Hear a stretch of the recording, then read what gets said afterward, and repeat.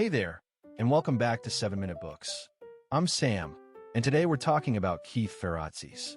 Sophie, I have to ask, did this book make you rethink what a leader actually does?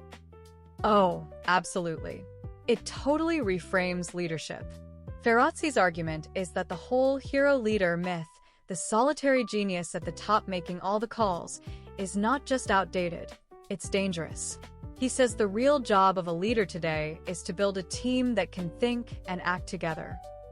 Yeah, and I love how he just dismantles that command and control model. He calls it the hero-leader paradigm, and he says it creates bottlenecks and kills innovation. It's like the leader becomes the single point of failure.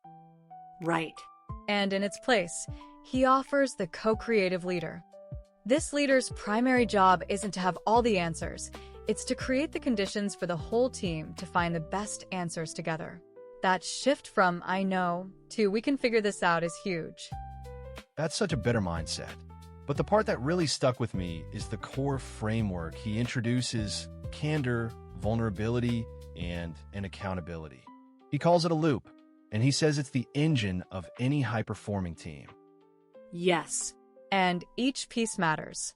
Candor is about speaking the truth, even when it's uncomfortable. Vulnerability is admitting you don't have all the answers, which he argues is actually a strength, not a weakness.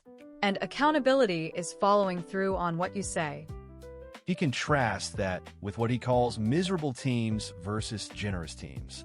A miserable team has low trust, hidden agendas, and a culture of blame. A generous team operates on radical candor and deep trust. People are generous with their ideas and support. And the leader's role is to model that generosity. Ferrazzi gives practical rituals for this, like the co-creation session. Instead of coming with a pre-baked solution, the leader brings a problem and facilitates a discussion where every voice is heard. It's collective problem solving. I also love the idea of leading with questions. Instead of saying, "Here's our strategy," you ask, "What are we missing in our current strategy?" That simple shift signals that you value the team's input and distributes responsibility. Exactly. And he talks about feedback, too. He's not a fan of the feedback sandwich, positive, negative, and positive. He says that's cowardly and confusing. Instead, he advocates for radical candor, caring personally while challenging directly. That requires a lot of trust, and that's where psychological safety comes in. Ferrazzi makes it the bedrock of his system. It's the belief that you won't be punished for speaking up with ideas, questions, or mistakes. Right. The co-creative leader builds that safety by modeling vulnerability and reacting to mistakes with curiosity, not blame. The first question should be, what can we learn from this? Not, who did this? That's a game changer. And he also addresses leading across boundaries, like remote or hybrid teams.